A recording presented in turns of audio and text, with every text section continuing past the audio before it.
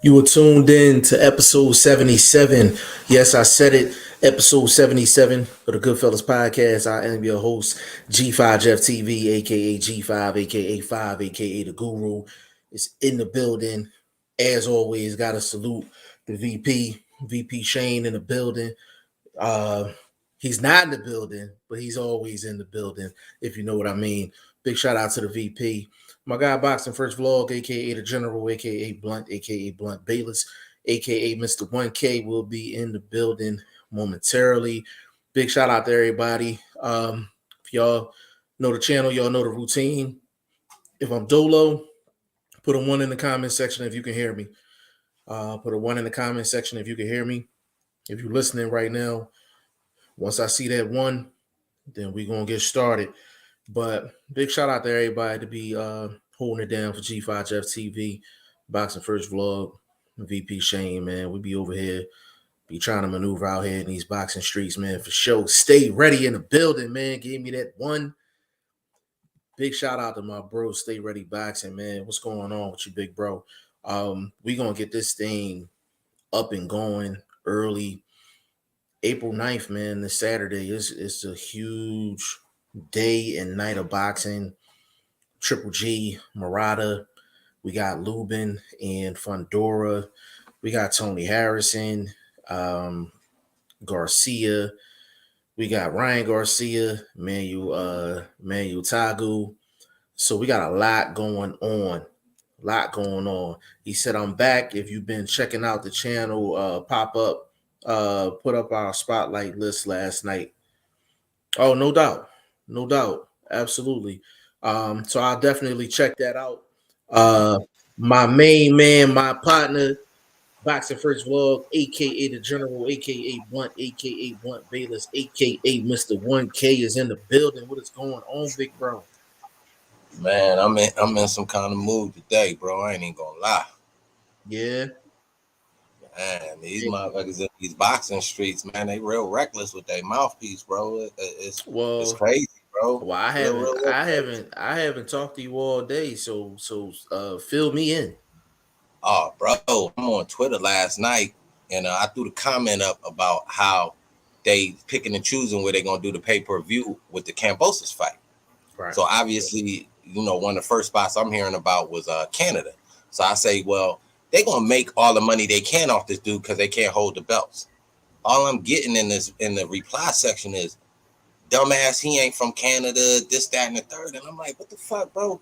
I ain't never, I ain't never shoot no jabs like that. I just thought it was funny that they knew that this dude not gonna hold them belts. So we gonna stack some chips here, stack some chips there, making moves like that as far as this pay-per-view situation.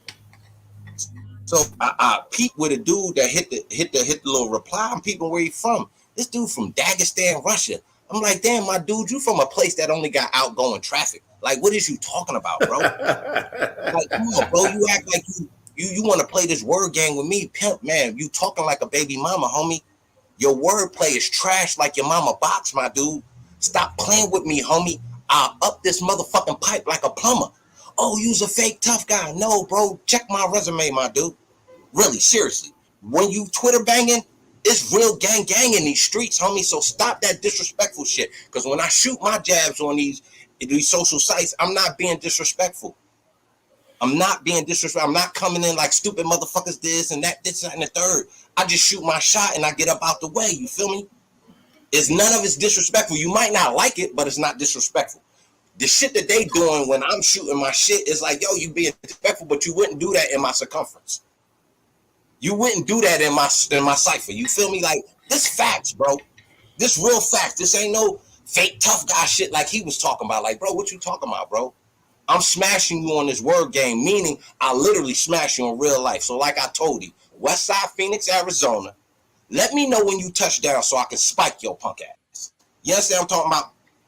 But that went over the top of his head like a bad haircut, you feel me? But anyway, man, this is where we at. So anyway, I slide over to IG trying to calm my nerves. I see this goddamn interview with your boy Earl Spence talking about he got PTSD, this, that, and the third. Okay, fine, well and dandy. But my mind goes somewhere else, boy. I told you, I think on different angles. I don't think like the normal motherfucker. All go through my mind is, bro, that's why you the reason why my insurance rate's so fucking high. You non-driving ass motherfuckers that need a lifetime bus pass to stay the fuck off the road. Don't even get this dude a shopping cart, bro. He gonna get in an accident in the fucking grocery store. I'm telling you, bro. So I'm in the comment section, the bitch gonna tell me, oh, must be good to be perfect. Bitch, this ain't got nothing to do with perfect, bitch. This is common sense, bitch. Bitch, I got game, I got understanding, bitch. What the fuck? The shit don't roll uphill. The fucking problems are not rolling up to tax bracket dudes that's in his motherfucking neighborhood. The shit rolling downhill to us regular laymen. What the fuck is this bitch talking about? So I go check this bitch out on IG. She one of them goofy bitches with all this cake up it on. I'm like, you's a goofy bitch. Bitch, don't ever comment if you ain't got no real spit to go back and forth with me about. You feel me? So yeah, I'm ice cold Shane today, bro. I'm on something, bro. So anybody want to smoke, man, we can get it in. You feel me? He said, yeah, he said, don't give him a shopping cart. I'm just saying, bro. Yeah. That motherfucker need to walk everywhere, bro. And then look, at the interview, he was talking about the first one. Then he was like, oh yeah, I had another accident. I'm like, what the fuck, bro? I just came up with $500 for liability insurance because of motherfuckers like him. And this ain't got nothing to do with boxing. So I'm not shitting on him boxing. I ain't shitting on him on no black man shit. This like driver to driver type shit. Like, bro, you can't drive, bro. Seriously, bro. Don't have an Uber even come get you. Like, walk, bro. Learn how to float or something. I don't know. Yeah. Stay your ass off the fucking road. You need one of them, remember them vehicles they had on the Jetsons and shit that be flying in the air? You need one of them Johns. Like, and man, that motherfucker fuck around and crash into a cloud, man. Crash into fuck out of here, man. Oh man. Stay ready. I actually just pulled up your episode 128. Actually, you know what? That's the top prospects. I see your last joint. I'm gonna definitely go check that thing out. Big shout out to Stay Ready, man. Go follow my man Stay Ready on Twitter. Stay Ready Mac. That's big shout out to my dog. He said calm your nerves, keep your blood pressure down, bro. He said keep your blood pressure down, vlog. Bro, I needed that laugh, bro. I ain't laughed all day, man. Bro, I interact real smooth in these boxing streets, bro. I never, and if I have been disrespectful, I try to double back and correct that. Cause I'm an OG, bro. I know consequences of being disrespectful. You understand what I'm talking about? I know consequences of getting out your lane and getting outside yourself. You understand what I'm talking about? So even in this Twitter space where you physically feel like you can't be touched by anybody, you think you can go hamburgers on these keyboards. And it's like, damn, bro, it's really a small world. You understand what I'm talking about? If a motherfucker throw you the invite, are you really that type of person? I doubt it. So don't be that type of person because of the keyboard. You feel me? Like, bro, like, I don't get it. You know what I'm saying? And I never said I'm perfect, but if I'm speaking facts, especially on the situation I spoke on with the boy Spence and these accidents, what the bitch want to come at me talking about some, oh, must be nice to be perfect. I'm like, no, bitch, that's what you trying to do with all that cake up, bitch. I'm just trying to keep my motherfucking game sharp. You feel me? And I understand the scenario with these accidents, bro. Somebody got to pay for that $100,000, $200,000 car. That fucking insurance rate gonna go up, and it's not going up for the elite. It's going up for us laymen. This bitch don't understand the circumferences of life, but I'm the fucking moron. I'm the dude that's being a smart mouth. No, bitch, I'm dropping game on you lames. It's cool though. Well, segueing into a real young lady. Ashley's Corner is in the building. Big shout out to Ashley's Corner, my personal favorite female to listen to when it comes down to boxing. Big shout out to Ashley's Corner. I know she's not in here, but big shout out to Kiki as well. My young buck, Lenora Thomas in the building, man. Says salute family. Big shout out to you, bro. I see you out there, man, in Cali doing your thing, man, on your active vibe and all that. I see you out here moving in these streets. Toshi in the building in here early. Toshi, what's going on with your good brother? He said hello. Big shout out to you, family. Just to respond to that, I've had plenty of people like just say things about, just getting like kind of reckless, on social media and things like that. And the beauty about boxing is that you may very well run into whoever you talking about at a fight. Like if you're a media outlet or you're a media person and you talking real reckless about another media outlet or whoever, our one meeting point is at the fight. If it's a big fight, a local fight, whatever the case may be, you may run into, like, so if we go to Texas, we might see Stay Ready in the building. We might see Ashley's Corner in the building. Like, so if, for example, I mean, Stay Ready family, but like if Stay Ready was coming at my neck on a particular joint, or I was coming at his neck on a particular joint, we both might be at the Spence fight. You know what I'm saying? We might run into each other. I said all that to say this. If you can't say whatever you saying to that man's face, don't say it. Don't say it at all. Like it shouldn't come out of your mouth. You know what I'm saying? Because you never know when you're going to run into that person. And we've seen classic situations in the sport of boxing where dudes is getting ran up on. I mean, you look at barbershop conversations. I mean, Kenny Porter ran up on him. You know what I mean? It's other situations where guys is getting ran up on as far as media. They may be talking about fighters and all of that, or promoters or whoever. And when they see these media people, it's on site pretty much. So people always say you got to be responsible with that microphone. You got to be responsible with that microphone, man, and them Twitter fingers. Got to be responsible with it. You know what I'm saying? Because you can get your point across, you can debate and all of that without getting out of line. Because if you and I'm not promoting anything negative, this is just real talk.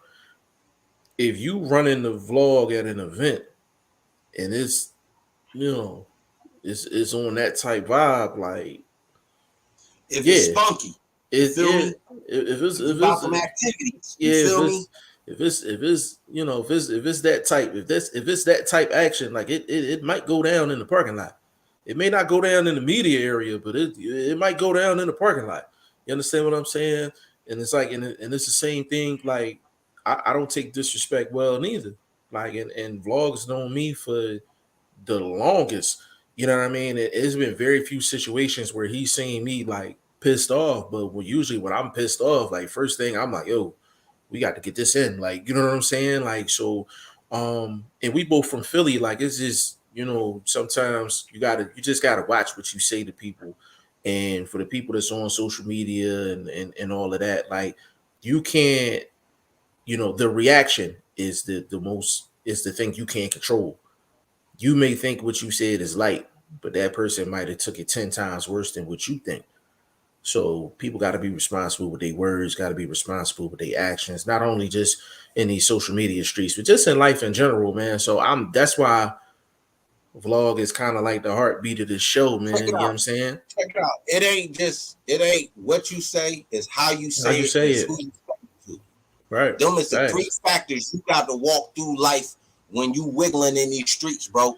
It's what you say, how you say it, and who you say it to. Look, check this out. I'm Check this telling out. y'all, bro. Hold on, check this out. Stay ready. Oh, he said, and I was about to run up on one of the whole ass dudes at the Spence fight, but I got talked down. See, that's what I'm talking about. That's what I'm talking about. So stay ready, be putting in work in these streets. He be putting in work in these boxing streets. And people, they take boxing talk and they take it to another level, not knowing like if you're media, you're gonna be at a fight. So we're gonna run into each other at some point. You know what I'm saying? And this is a classic situation. Like I don't know who Stay Ready talking about, but there's plenty of dudes that done took shots and all of that. So yeah, like sometimes you gotta stand on what you say. So if you talking spicy, you talking crazy and all that, somebody, the person you talking about might see you in the street and you gonna have to own up to every single word you said. You going to own up to every single word you said. Facts. He said, not gonna say his name, but I'm just waiting on him to say one more thing. I'm gonna break his jaw. See, that's what I'm talking about. Like it's as men, I'm like, there's a line you don't cross on a respect level. It's a line you don't cross. And because you on social media and you on the internet, you might look at me and be like, "Oh yeah, I see five. He ain't gonna do nothing. Like I'm North Philly, like through and through. Like you take me there, like it can go down just like anybody else. And vlog that just goes without saying.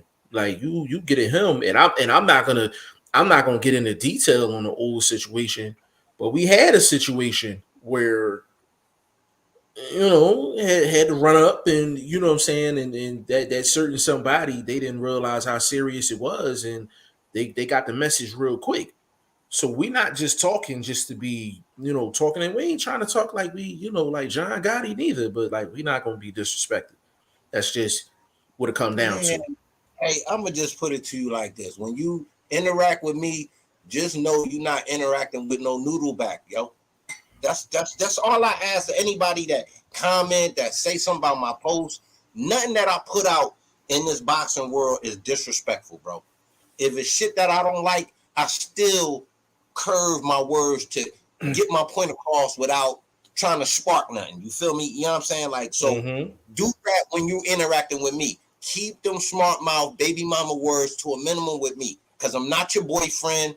I ain't your bussy boy. Ain't none of that chomo ass shit going on over here. You feel me? So keep everything respectful, and we can agree to disagree, and that is what it is. That's the public service announcement for the day. Yeah, and that's just, and I second that, and that's every day. You know what I'm saying? I second that every day, and I think vlog has had situations with people, in these boxing streets, and you got to check folks. I mean, I done had to check folks on a real level. Like I you know what I'm saying? And you know who I'm talking about. I'm like, yo, like if we was in the same city, I'd have ran down on him. Like, you know what I'm saying? Like real rap. So just people just gotta watch. People gotta watch what they do. So when you see situations where, like barbershop conversations getting smacked up by, Kenny Porter, and there's other media people that done got ran down on too. You know what I'm saying? When you see those things, I'm like, you have to answer to all of that talk. And it's a difference between being critical of a fighter, or you just critiquing a fighter, and you just being flat out disrespectful. Like you just really coming at their neck on some real disrespectful type shit. There is a difference between the two. And like I said, be responsible with your microphone, be responsible with them Twitter fingers, because you might run into that person on in the street. You might run into them on the block. That's like if I'm talking trash about, like, that's like if you was talking trash about Abel Ramos, y'all in the same city. Like if you might run into him. Like, you know what I'm saying? Like, and but you willing to stand on everything that you said though. But you'll be able to explain everything that you said to that man, because you never said nothing about him in a disrespectful way. Some people don't have that option, because some people just be talking crazy. You know what I'm saying? Some people be talking crazy, and when it come down to it, you gotta answer. You gotta answer your words and your actions just in life. I know we kind of got off on some other shit, but my man Vlog had to get that out of his system. And like I said, I ain't talked to him all day. So if you getting crazy in these Twitter streets and these Instagram streets and all that, just know when it come down to it, it can go there. Like if we both had a fight and I know you there, or I seen you, like if me and Vlog had a fight and somebody we know that just is hella disrespectful, I ain't gonna lie, we probably running down on you. Like, I'm real rap. Like, we probably running down on you. Like, whether it's in Philly or I'm out there in Hey, Arizona, I'll it be really right don't back. I matter. need this. All right, go ahead. You know what I'm saying? But we had to put that disclaimer out there. Ashley's Corner, stay ready, saluting. That's definitely family right there, man. But this is basically just to get back on track. This is part two of covering this weekend's fights. We got heavy activity this weekend. We got Ryan Garcia, Manuel Tegu. We got Triple G, Murata. I think that's going down like 1 o'clock in the morning or something like that, Eastern Standard Time, if I'm not mistaken. So that's a big fight. We also have Lubin and Fondura. And you know what? Now that I say that, I put up something yesterday saying, like, hey, Somebody asked me, was Lubin a favorite?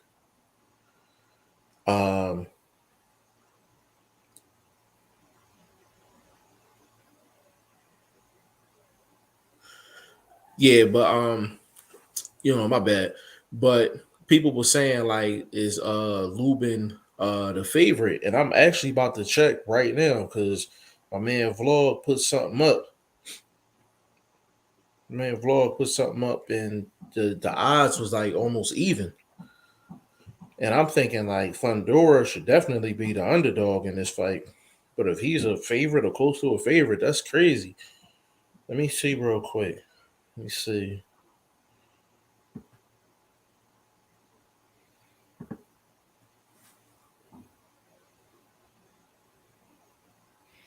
I'm about to check this real quick. Give me just a second, y'all.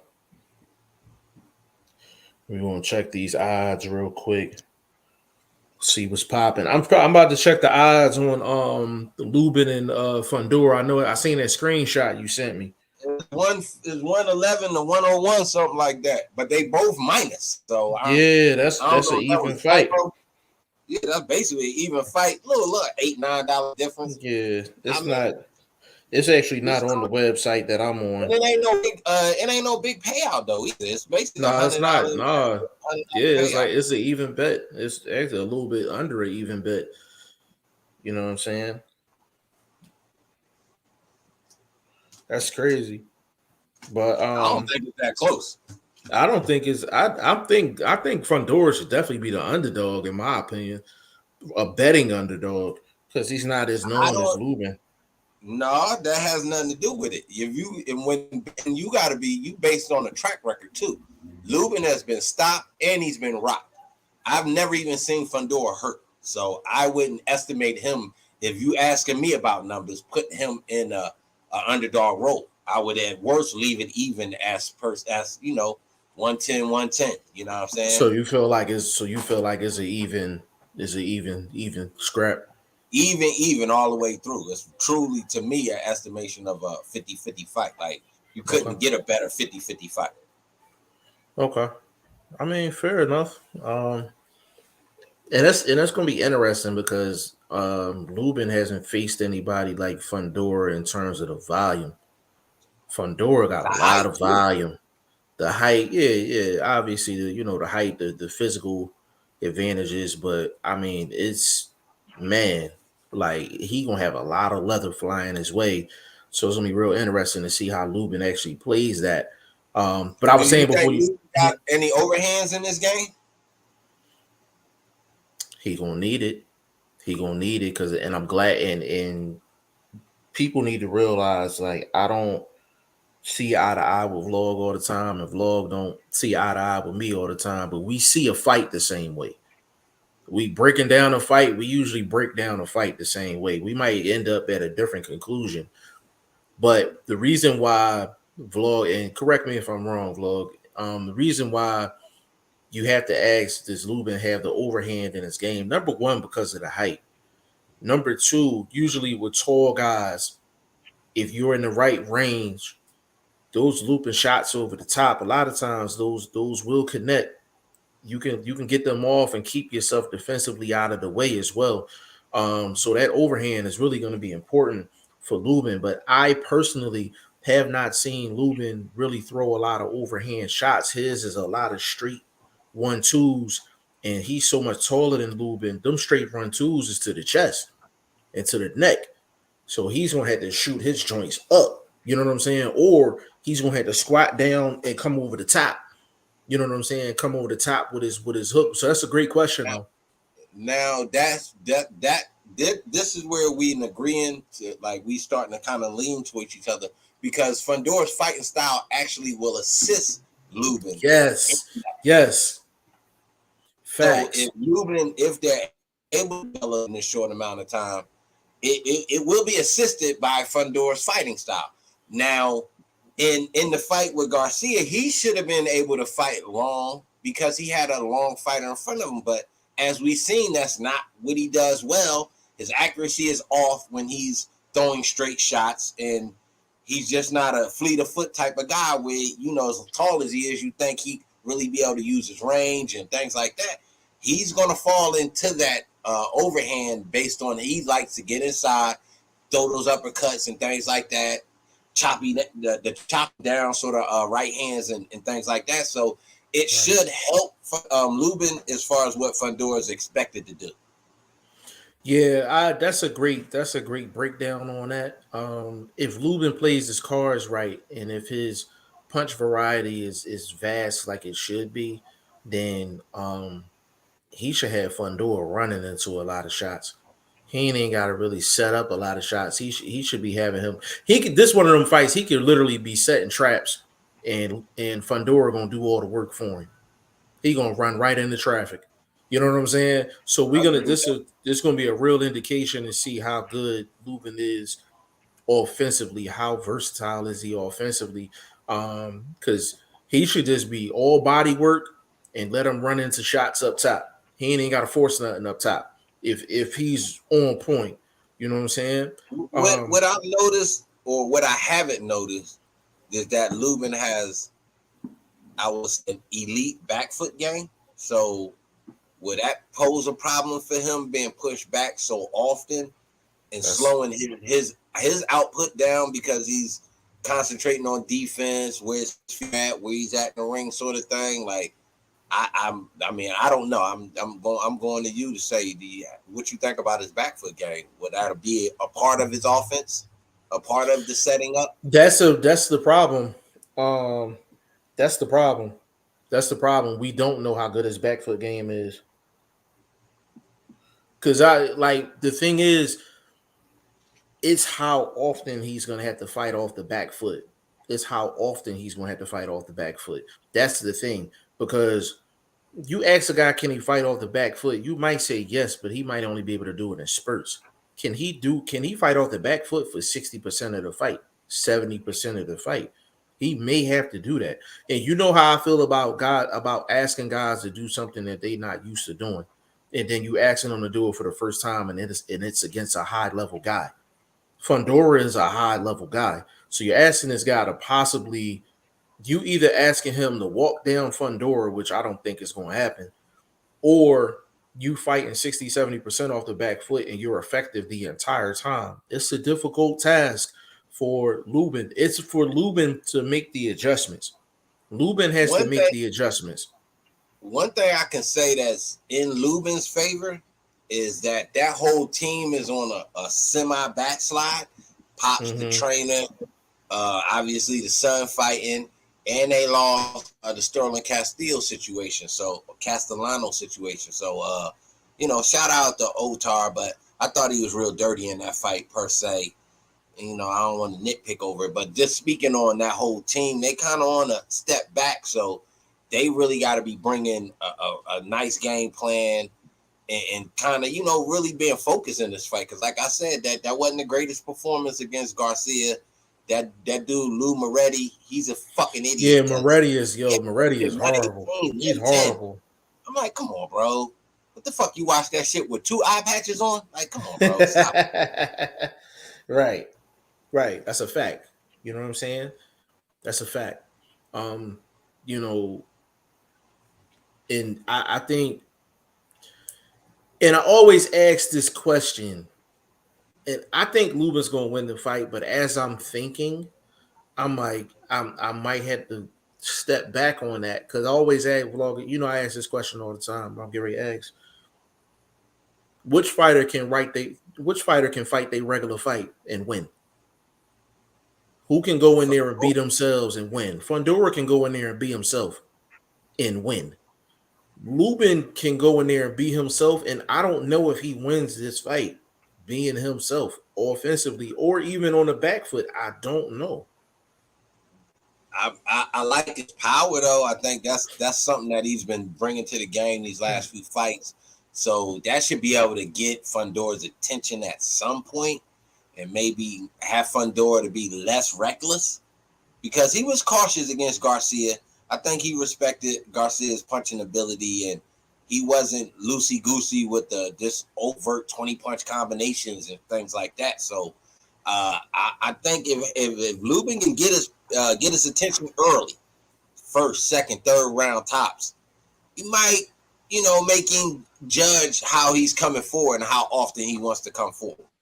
So that to me is something that Lubin will definitely have to try somehow. Whether it's a body shot, maybe could be a low blow, could be, just muscling him, physically putting him back. Something. It has to be something to kind of gain your respect and kind of draw a line in the sand.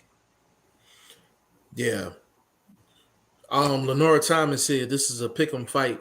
I'm Lenore. The odds, if those odds is correct, I mean they're pretty much saying the same thing. Like, Vegas ain't trying to really take a major L on this one. I really got to think about this too. Like I'm saying Lubin. I done said it like 3 times, but I really got to think about it. I like Fondura, man. I like Fondura's game, man. Like the main thing about Fondura that I like, for him having such long arms, his punches is compact. For a guy, arms is so long. You know what I mean? And you rarely see that. Paul Williams used to have compact shots. He was like 6'2", 6'3" for the division. He's like 6'2", 6'3". So I pay attention to that type stuff, man. Knockout Boxing 86 TV. Big shout out to you, family. He said the key point is this: Lubin is a back-footed counterpuncher, and he can't be that in this fight because of the reach disadvantage. So, you want to respond to that first, bro? Yeah. In all actuality, bro, Fondura doesn't use his reach. That's what I'm hoping Pops and them is kind of cleaning up, because that's something that Sterling Castillo didn't do in his fight, and he's part of that camp. So when I'm seeing him fighting compact, it was looking like Fondura, and I'm like, well, what is Pops doing? You got to really use these guys' physical advantage, and in other fights they may be able to go back to their natural fighting style of just pressure and an inside brawling type of thing. And Castillo didn't. And that was a small ring too, so I'm not going to act like that didn't have nothing to do with his ability not to be able to box and do what he do, because I've seen him actually use his length. So, but Fondura is different. He's really not your traditional 1-2 sort of guy. So I don't know that the back foot thing is necessarily a bad thing for Lubin. I think he can actually do something off the back foot. It's just choosing the right punch to do it with. Let me add this as well. Lubin doesn't fight off the back foot too often. And I think that's my point. Like, he doesn't fight off the back foot too often. And we're asking him to fight off the back foot for a good amount of the time in this fight. I think so. So it's going to be how long can he be consistent fighting off the back foot? And he has to mix it up too. He can't be on the back foot. Like you said, he can't be on the back foot 70, 80% of the time. He's going to lose this fight. If he's on the back foot 70, 80% of the time, he's going to have to try to back Fondura up. And he's going to have to really, if he get his spacing and his timing right, he should be able to get off every single time before Fondura. He should be beating Fondura to the punch every single time. Every single time. You on mute, bro? You on mute, bro?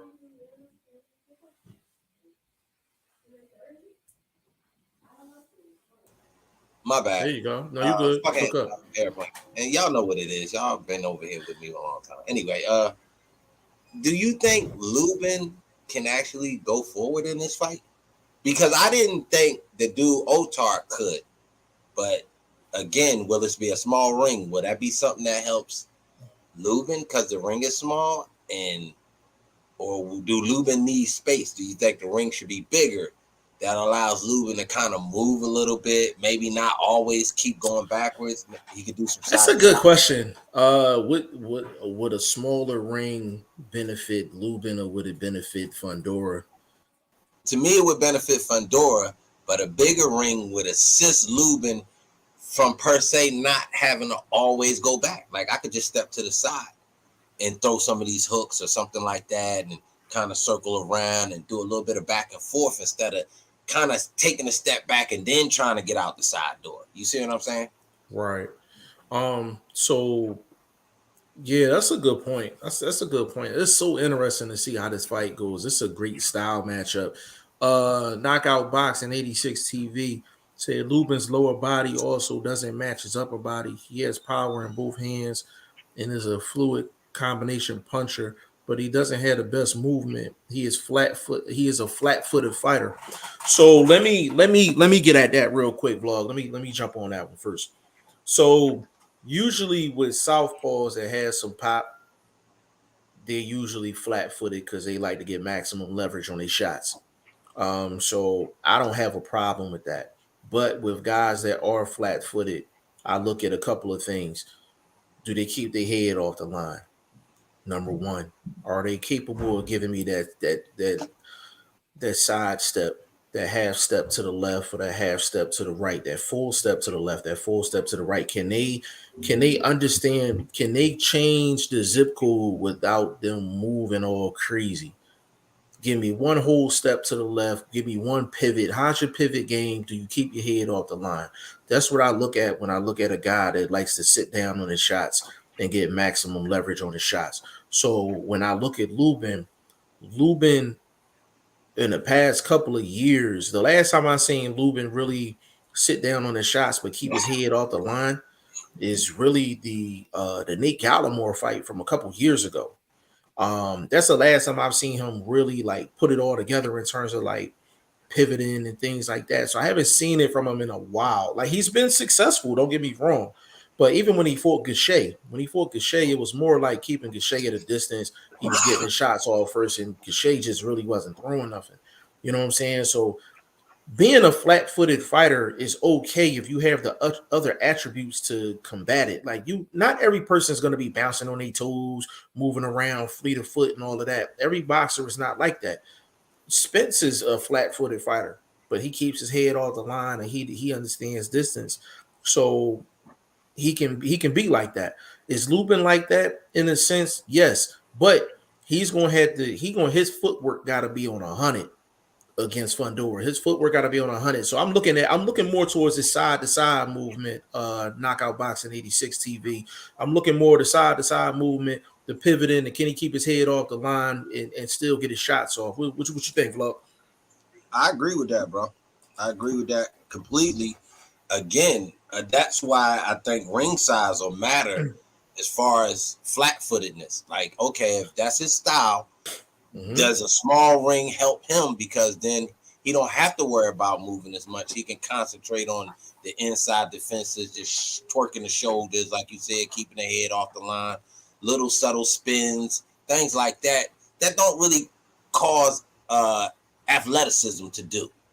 You know what I mean? Right. You don't have to be Mike Vick or anybody to kind of just step to the side a little bit or lean your head or turn your fighter, turn the fighter in front of you or something like that. So I think a small ring can help them if that's the game plan. But if the game plan is to try to keep distance, I think they more likely would need a bigger ring. And that's not for always, like I said, going straight out the back door. That's a little bit of somewhat footwork, step to the side, not fleetively, not like he Gregory Hines or nothing, but just step to the side, man. Get the fuck out the way. You know what I'm saying? Exactly. And 86 TV, the thing about it is Lubin has to be, I feel like Lubin has to be more mindful defensively than Fondura does, because we've seen Lubin in trouble more times than we've seen Fondura in trouble now. Obviously, Lubin has been in with the better competition, but we've seen Lubin in trouble on shots that we wouldn't call kill shots. Can we agree on that, Vlog? That's my point too. Exactly. Bro. Exactly. Like he's been flipped. So if you were to measure the fight and put numbers on it, there's the size for Fondura that would give him a slight advantage, but then there's Lubin's power. Then you say, well, Lubin's got clip, Fondura hasn't. Then you kind of come back to that even kind of stage of this could be an even fight. But Lubin's a vet, more of the vet than Fondura. Probably seen better competition, obviously, you know what I'm saying? So these are things like that. Those reasons I'm spitting out, kind of reasons that keeps it a close fight. Like no one really has a takeoff edge. Yeah, it's like interesting. Like you said, shots is the little mini shots that get Lubin in trouble. And when you throw combinations the way Fondura does, you're not worried about which one to get it done. You're not specifically counting on a specific punch. And the thing is, can you like with I think the main question 86 TV that's going to you, the main question in this fight is who can take whose money shot. If Fondura can take Lubin's money shot, Fondura's winning this fight.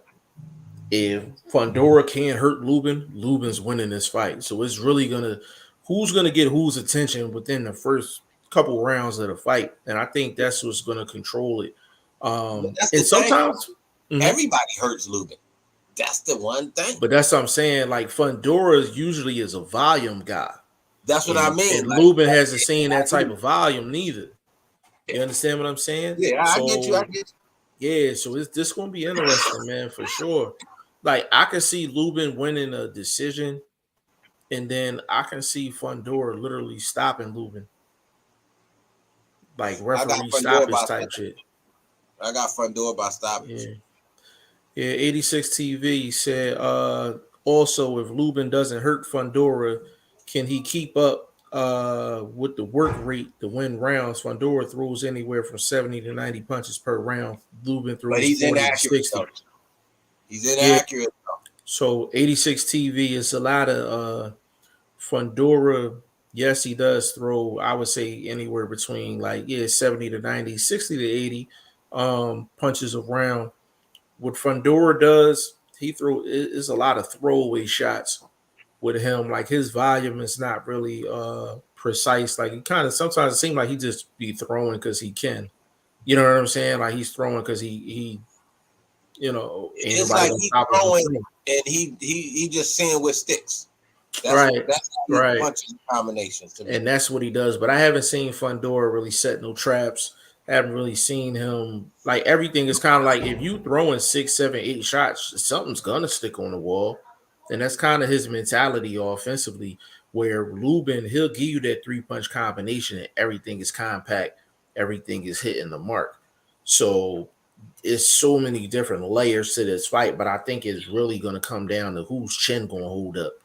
Because I'm like, whoever chin don't want to hold up, like it don't matter. I got a question. Mm-hmm. Who you think going to have a better jab? Will the jab be a factor in this fight? Actually, Fondura's jab is not that good for somebody that tall.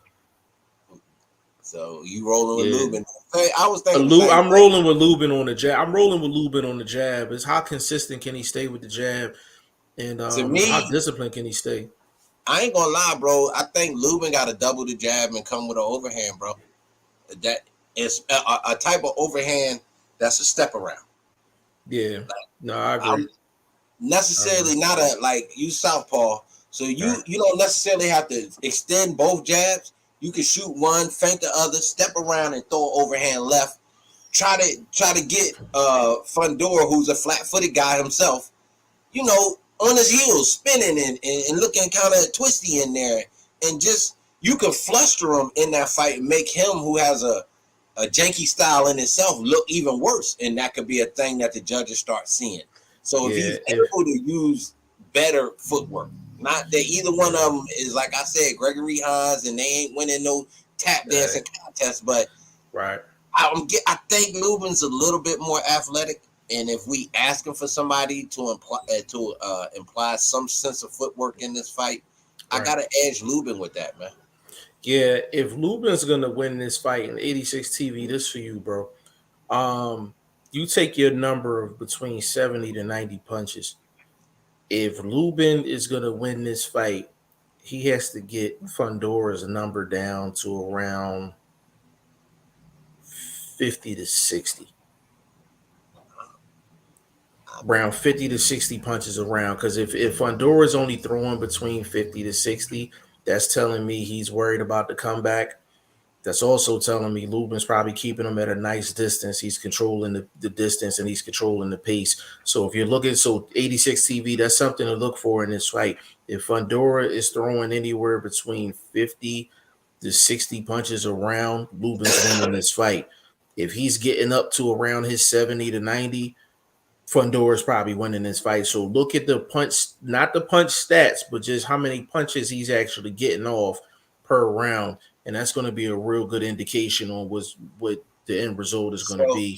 So basically, from what you two guys are estimating, that Fondura coming with volume, so we need, instead of the natural combos that we used to from Lubin, he's really got to be setting up the single, because his punches are going to have to be cleaner and harder, right, to win rounds, to offset the volume. Exactly. Have the harder, cleaner punches. So if Fondura lands 10 shots and Lubin lands 4 good body shots, or 4 overhand, or something that knocks a little sweat off, gets the crowd's attention, something that sway it, because volume usually carries a lot of judges' scorecards per se, even if it's ineffective.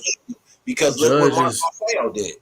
Judges love ineffective aggressiveness. They love it. Maceo, Maxeo, he had it. Yeah. Even though technically you edge him, I still edge him in the fight, but it was ineffective. They love ineffective aggressiveness. They love it. Absolutely love it. Absolutely love it. Andre Southgate, salute all here listening. Fondura is too much for Lubin. I don't think Lubin can keep up. Big shout out to Andre Southgate in the building, man. If you're not subscribed to his channel, definitely subscribe to his channel. I'm gonna say this. If Fondura can take Lubin's shot, I'm expecting Fondura to win this fight. I don't know. We haven't seen. I would say Lubin is probably the best puncher Fondura's been in the ring with in his career.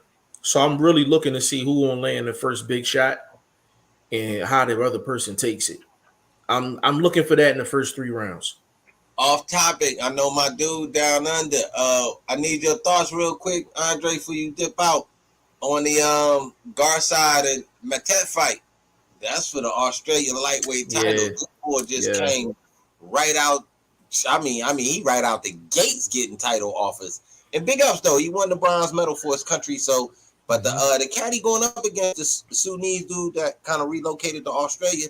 It's a nice little squad on paper, man. And they don't like each other, man. So, you know what I'm saying? I just wanted to see what Andre thoughts was on that one. Give us your thoughts on that, bro. Give us your thoughts on that for sure. He said Lubin would need to be the sharpshooter to win. So, Andre, that's true, but he has to be the sharpshooter, and he also has to slow down Fondura's offense, because he could be a sharpshooter and Fondura's still getting off 6, 7, 8 shots at a time. That's my thing. What are you saying? He got to be a sharpshooter with his combinations, right? Because it's hard to comment against a guy that brings excessive amounts of volume. So, and then you saying be the sharp single. That's not something that we know that Lubin does either. So and usually when you facing a volume guy like that, you got to get their attention early. And then you have to, so this is going to be a fight of exchanges. You know what I'm saying? It's going to be exchanges. How many exchanges is Lubin going to win? Because it's going to be exchanges with a guy that has this much volume. How many exchanges is he's going to win in a round? If they have, he needs to win the majority of the exchanges. And when I'm talking about exchanges, I'm talking about they both in the pocket, they both throwing. Who got the better of the exchange? And that's what Lubin needs to win. But he has to put himself in a line of fire for that to happen. There's no way he wins this fight clean and not putting himself in a line of fire.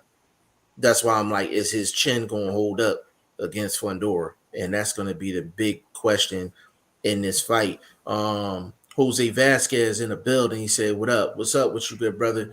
I see Lance Williams responded to you too yesterday, so I don't know if y'all linked up or not. But big shout out to Jose Vasquez, man. But you know, I think it's a fascinating fight, man. It's a fascinating fight. I wouldn't be surprised either way. I wouldn't be surprised if Lubin just schools Fondura. Then I wouldn't be surprised if Fondura get a stoppage. I wouldn't be surprised either way, man. Like Andre Southgate, he said, that's a good fight, no doubt. Even to me, I'm leaning towards Garcia by decision. It's 10 rounds, bro. It's 10 rounds. Yeah. Deep in. He definitely. Deep in. He might need a snorkel. He might need a snorkel. And the African boy only went 6. Yeah, he might need a I'm snorkel up in gonna there, do a man. preview of that joint. Yeah, These yeah. fools on my schedule, bro. I can't even do no work tonight, bro. I had so much work lined up because you see I got in Yeah. last night. Mm-hmm. And I had to Yeah. switch my site, so I'm able to do some things Your joint overnight. was my They sent phone me was to the going off other like 3-4 in the morning, bro. Yeah, bro. I was man. I was up. I was crazy, man. I'm trying to get back in the swing of things, bro. With this Yeah. energy that I got right now, you feel me? Yeah. Things No, take a facts. turn for the worse. I'll be mad I didn't get that opportunity and take Right. advantage of feeling, somewhat myself. Absolutely. Absolutely. But I think that's one of the best fights out there. I kind of want to transition off of that though. I mean, we got until Friday to actually do a prediction. I know you said you like Fondura by stoppage. It could Um, change in the I was conversation. going to say I'll give you till Friday. I'll give you till Yeah, Friday to actually stamp that. You know what I'm saying? But I got to do my own homework. You know what I mean? I'm an IG hound, so I'll be looking to see what kind of work they putting out there, what they looking like in these gyms, because I tell you a lot. You know what I'm saying? So, right. because again, when I last saw Khan and the work he put out, I just knew goddamn well he was gonna get the starch beat out of him, bro. Like Yeah. I knew he was gonna get the emergency brakes beat off of him, bro. Yeah, did you hear the news that Kell Brook and Eubank almost done at a catch weight?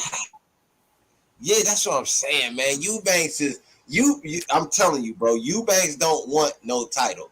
He want that same thing that Khan and them is. I mean, not Khan, but Conor You Ben. talking about kind of bending them doing? Yeah. Yeah, he just kind of set up these pay matches and be this little payday boxing sort of payday guy.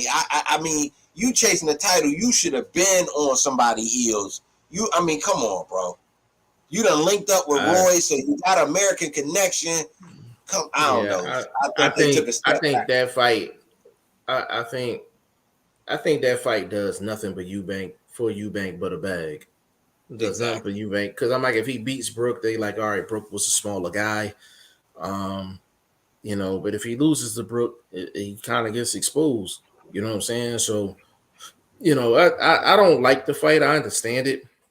I'm not a big fan of that fight, but I actually want to get into we got all week, so we ain't gonna stay on here too long. But I want to get into this Ryan Garcia Tegu fight in regards to the X's and O's. We haven't really talked about the X's and O's from a Tegu standpoint. To the Tegu connoisseur of the show, Boxing First Vlog.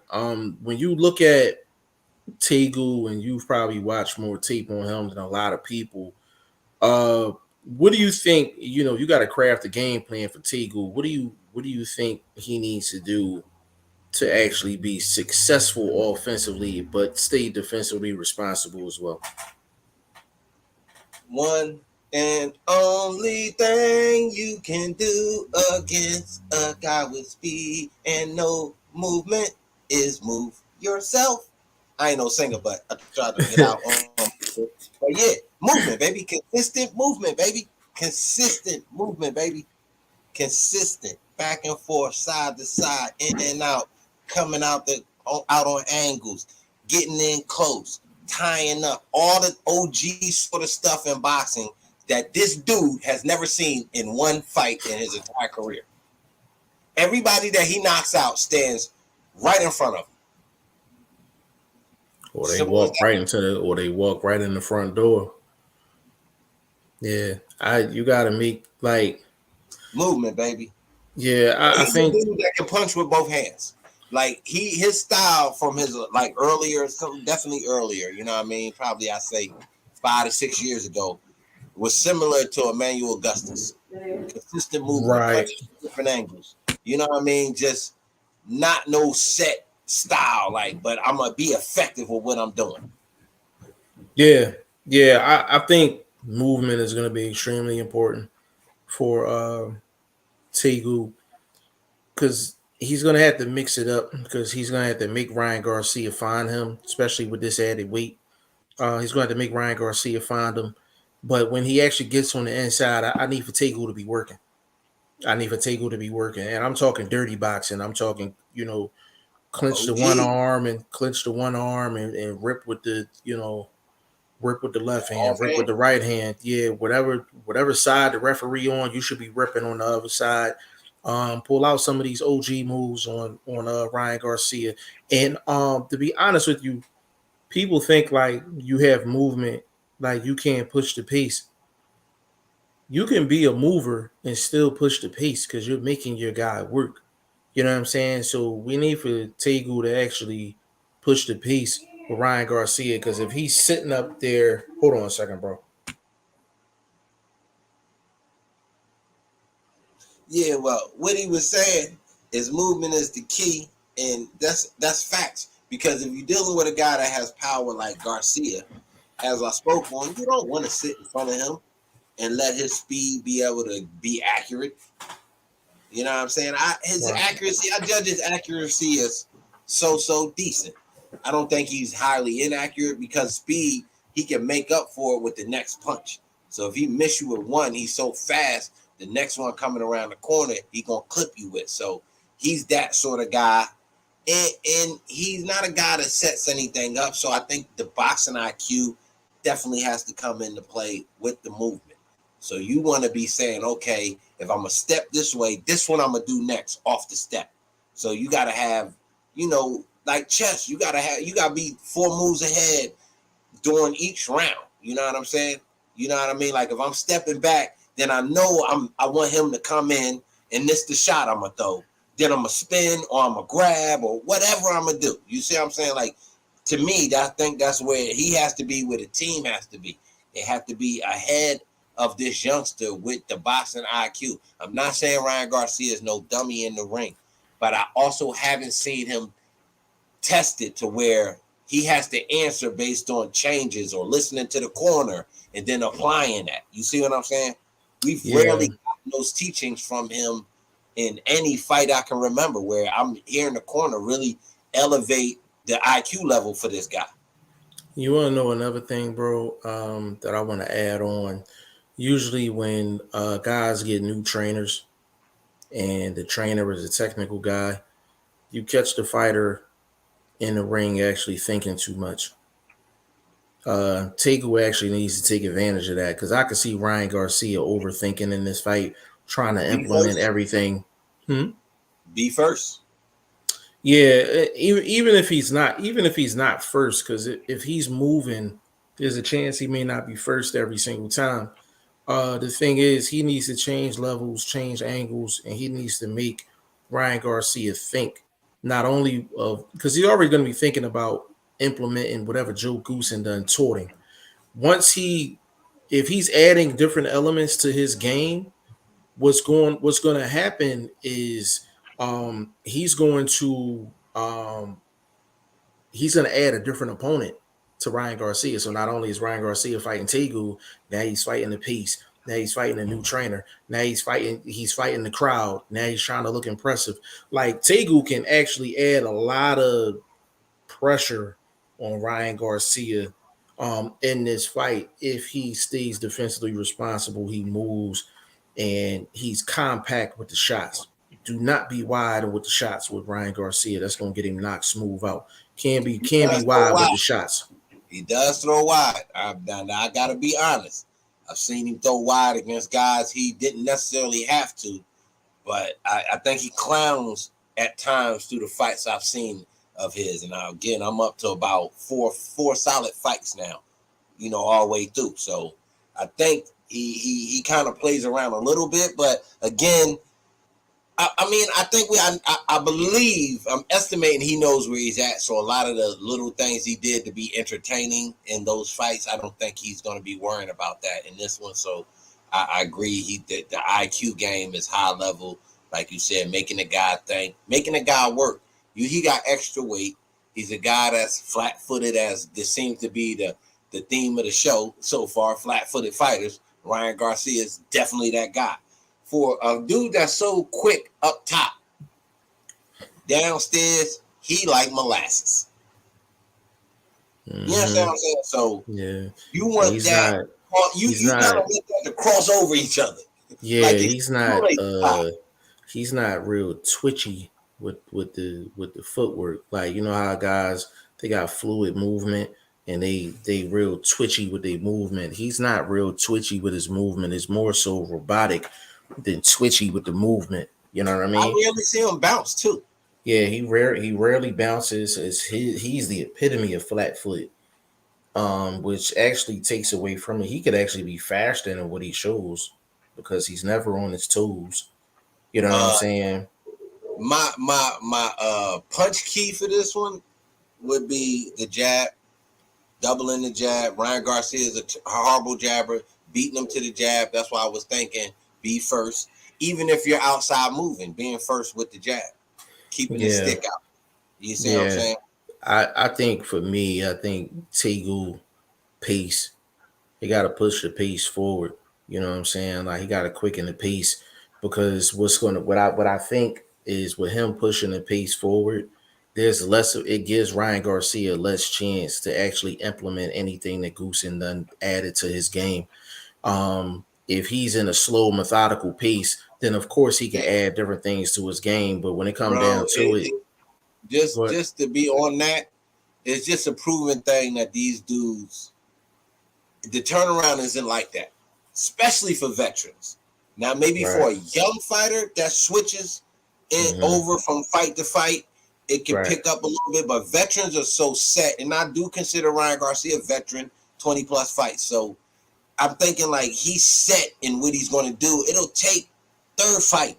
We might actually see some bob and weave or some new elements to his game. But right now, yeah, I don't even think Goosen is smart enough not to try to do anything. It's about yeah. conditioning, and what they want to do is just make sure he can go to 10 if that beat her out. I think that's what they're That's building. and that's what I'm worried about. You know, is where's Ryan Garcia's conditioning? That's where I'm at with it. Where is his conditioning?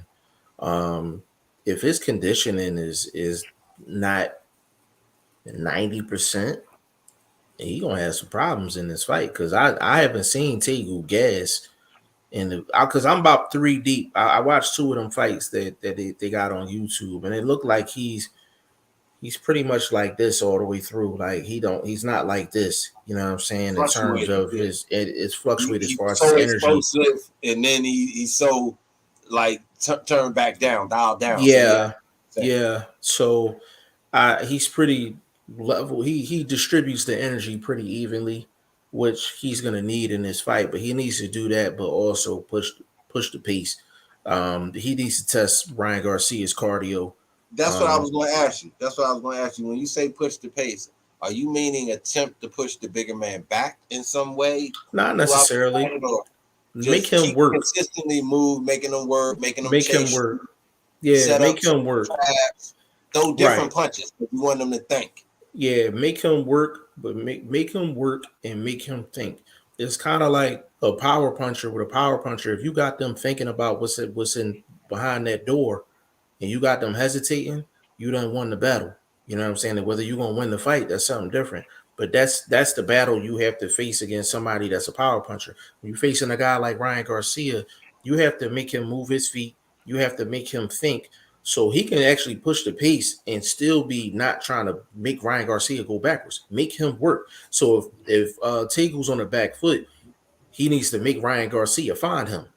You know what I'm saying? Make it Yeah, dirty on the inside, things like that. He needs to make sure that Ryan Garcia is busy all 3 minutes, like no rest, no rest. If you see him backing up, you come forward. If you see him now, coming forward, you work your way back. You know what I'm did you saying?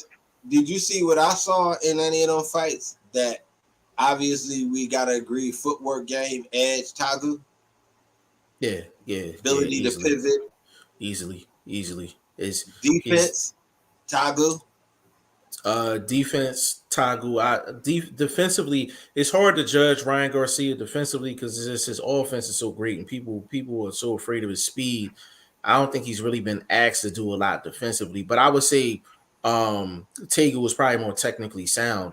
The one thing I don't like about Tegu was the wide shots. They're extremely wide, and that's the prop. That's the one thing I'm like that really worries me. The wide shots. The wide shots worry me. But I think I was looking at them fights, and to me it just seemed like he had that guy in front of him, so that's what he's doing. You see what I don't. Yeah, you might be right, but I'm like, if that's him for real, if he's a wide shot guy, he's gonna get in trouble. Yeah, in this he'll fight. get him in trouble. Yeah, especially with a guy with speed that can just naturally beat you to the punch. So yeah, and he's gonna. And I'm like, he could beat Tegu to the punch, and Tegu could be compact. Like Ryan Garcia is that quick, but you can't help him out. You throwing wide shots, you helping him out. Totally 100%. Yeah, you helping him out. So it's on Tegu to make this fight as difficult as possible for Ryan Garcia. And the thing that's crazy, he could still get robbed on the cards. He could still get robbed on the cards. He could do everything right and still get robbed on the cards. Like he could do. He could do. He admit that. Listen, he could do consistent work for 2 minutes and 15 seconds every single round, and Ryan Garcia can throw 3 flashy combinations and win a round. Like is like I could literally see that happening. You know what I'm saying? And it's going to be interesting to see if Tegu was going to get the fair shake on the cards, because I don't think Ryan Garcia is getting a knockout in this fight. I think it's going the distance, me personally. But I don't think Tegu is going to get a fair shake. I don't think he's going to get a fair shake. So I'm literally going to have to come out of this fight with my own scorecard. I'm going to have to literally come out of this fight with my own scorecard. Most fights any freaking way. Because, again, if you talk about fair shakes, to me, a dude like Sergio Garcia was a guy that was on that fringe of being able to get to that 50-0. And then he got done so fucking dirty. I mean, at worst, that was a draw. And still giving him the ability to reach a milestone in boxing. You feel me? You know what I mean? So I didn't like that how judging goes with boxing. So in the fight like this, I totally agree that he can get just railroaded, bro. You know what I'm saying? And that's the American way anyway. So it wouldn't be nothing new here.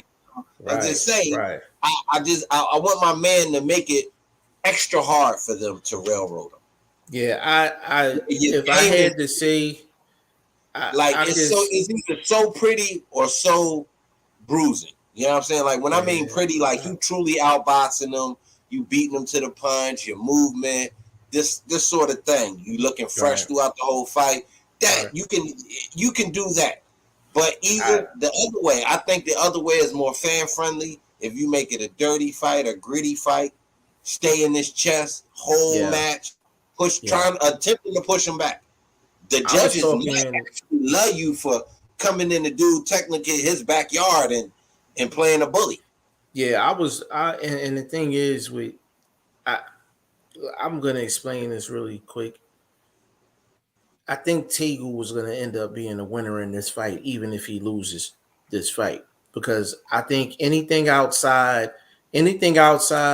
of Ryan Garcia getting some spectacular knockout within the first 3 rounds, however he gets the dub, they're going to criticize him. Like, he's going to get criticized for this fight, regardless, whether it's fair or unfair.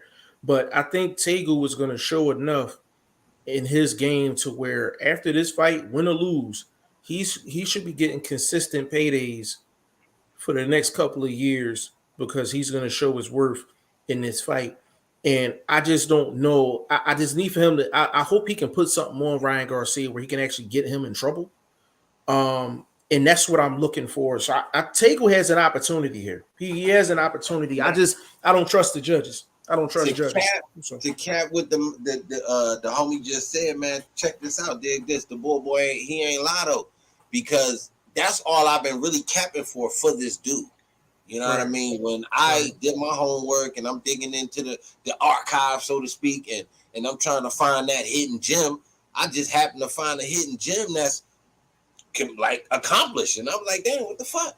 Like cats like this got to get their opportunities, bro. And that's really what the chime that for me, what it's really been about. I never kind of said that like, yo, he could be undisputed. I never really kind of ran that far and tripped over myself, but I did feel like he was in the conversation of being, getting a phone call, getting his resume hashed over and whoop-de-woo, trying to see what his bag might be like. I thought he was worth that Because he's accomplished, but he was accomplished out of our time zone. And I don't think we should like misjudge people for that. So I'm now he's getting it. You know, like I said, I don't want to hurt myself trying to pat myself on the back, but if I got to dislocate my shoulder, so be it. I mean, and the thing is with listen, respect to Ryan Garcia for even taking this fight. It's easier fights for him to take. So much respect to Ryan Garcia and the boxing public not looking at it like that. They looking at Tegu like he a snack. He far from a snack. You know what I'm saying? They don't do their homework. Them casuals don't do their homework. Yeah, bro. Like Tegu was a solid fighter, man. Like he's a solid fighter, and he hasn't. Ryan Garcia, between the layoff, the weight situation, his possible cardio, and a new trainer, he has laid the foundation for Tegu to take advantage in this fight. So if Tegu is who vlogs say he is, he should have success in this fight no matter if the judges give it to him or not. I'm looking for Tegu to have success in this fight. I think he will. I think he's good, bro. I think I spoke on it a few lives ago before we went on the hiatus, but I seen your boy trying to get the copping feel at the face off. he saw them shoulders. Yeah. Real quick, like get him off. Right. You gonna do this during the fight, baby. Right. That's what I'm saying. Like Ryan Garcia, like see what he was working with. And Ryan Garcia he's wiry. Like, you know what I'm saying? He got a lot of power, but he's wiry. He's solid, though. I mean, no, he's solidly built, though. I ain't gonna lie. He's like a wiry guy. But you got to break those guys down with the body and the chest shots. You know what I'm saying? All body and chest work. Legs, man, hit them hips. Hit the hips. All that. You know what I'm saying? Like Tegu can't be really worried about placement early. He just got to make sure he touching. Continue to touch. You know what I mean? If you're hitting the elbows, the arms, the shoulders, like you got to make sure you're touching them, constantly touching them. Now, even if it's a little quick double jab, you close the distance. You know what I'm saying? Make sure your distance is matching with your punch output. You know what I'm saying? Can't get sloppy. Can't get sloppy in this fight for Tegu. You can't get sloppy. To me, for Tegu to be defensively more sound, I'm going from the wide hooks to more single overhands. I agree. I agree, and that's what Luke knocked him down with, was the overhand over the top. And the thing about that, bro, before we get about this joint, is with Tegu, I think the number one main question I have is how long is it going to take for Tegu to get adjusted to the speed? Because Ryan Garcia, he got world class type hand speed, and not every fighter can adjust to the hand speed. So I'm looking to see how long is it going to take for Tegu to get adjusted to the hand speed. If he can get adjusted to the hand speed within the first 4 rounds, it's going to be an interesting fight.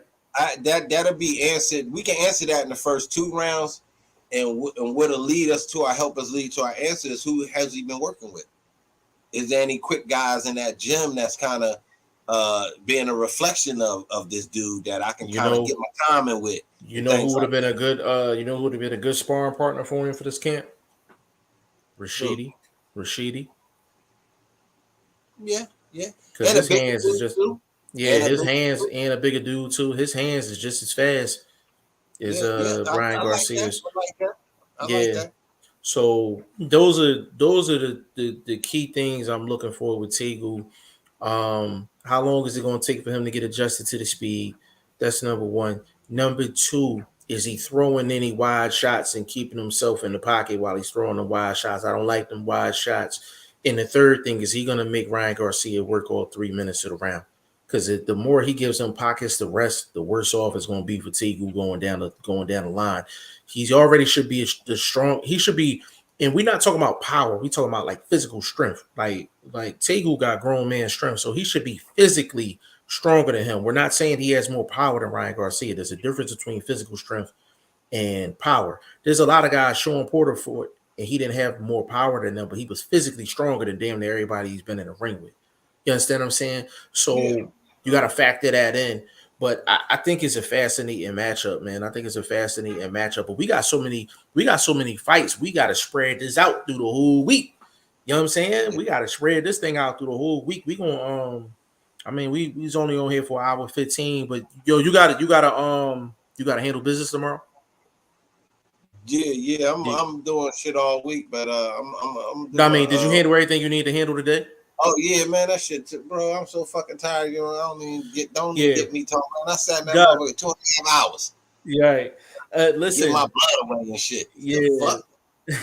Yeah, so we gonna close this one out right here, man. This was a baby joint, you know what I'm saying? Hour 15 minutes. That's a baby joint for us, you know what I'm saying? But we got some real good work in, man, and really broke down that Lubin and Fondura fight.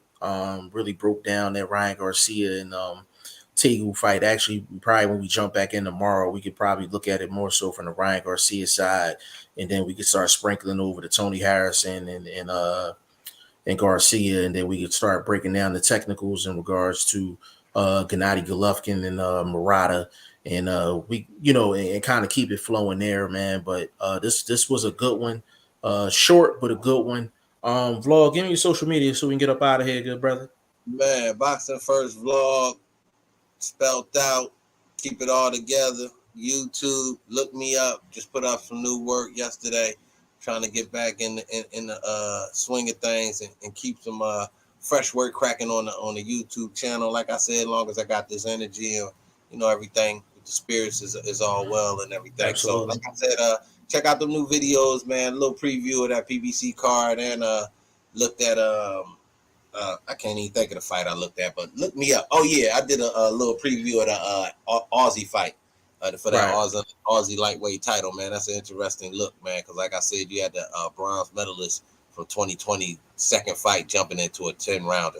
Yeah, just that's kudos. Big. That's big. Know what I mean? Big. Yeah, so check out those videos, man. Check me out banging like a motherfucking gangster on Twitter.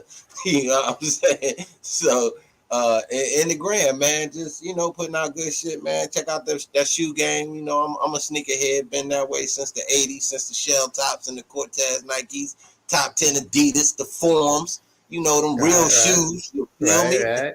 That's that come out. But yeah, what it is with OG, man. We back in these boxing streets, man, trying to keep everything post aesthetic. You feel me? I don't want the funk, but I'm with the spunkiness. We with it if that's where you want to go.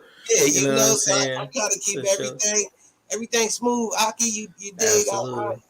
So just keep everything wherever, like wherever not all greasy ass peaceful. Yeah. Like I ain't on no kumbaya shit, but motherfucker don't be disrespectful. That's all I can say. Yeah, and wherever he, hit me up, man. I'm on the gram and on Twitter, man, and obviously on YouTube with the family. And wherever Vlog at, that's where I'm at, man. So I'm riding with him. I don't give a fuck if he's right or wrong. I'm riding with him regardless. We'll talk about whether he's right or wrong after. You know what I'm saying? Like that's how we doing it all day. You know what I'm saying? Follow Shane at I_am Shane, the number one on Instagram, exclusively on Instagram. Big shout out to the VP. And, I'm all over the place, man. Facebook, Instagram, Twitter, G5Jeff TV, website, G5JeffTV.com. Season 3 of the Boxing Prediction Fantasy League is going to be announced within the next week or so. We're going to handle business with that. Articles is coming. Go follow my man Boxing First Vlog, where he told you to follow him at Twitter, Instagram, YouTube channel. Go check out the videos he done dropped. And put a one up and a prayer up for my man. Make sure the Most High keep him where he need to be at all times. You know what I'm saying? We hoping everything goes well with the test results and everything. But we gonna be rumbling regardless. We're gonna be right next to him, rumbling every step of the way, no matter what they say at the end of the day. So we gonna keep it there, man. So on behalf of VP Shane, aka Ice Cold Shane, Boxing First Vlog, aka the General, aka Blunt, aka Blunt Bayless, aka Mr. 1K, your boy G5Jeff TV, aka G5, aka 5, aka the Guru. On behalf of the staff, this was episode 77 of the Goodfellas podcast. We will be back tomorrow with episode 78. Hey, the Saturday's fights marathon. We're gonna continue to cover everything, man. So stay tuned, stay tapped in with us. We'll see y'all tomorrow.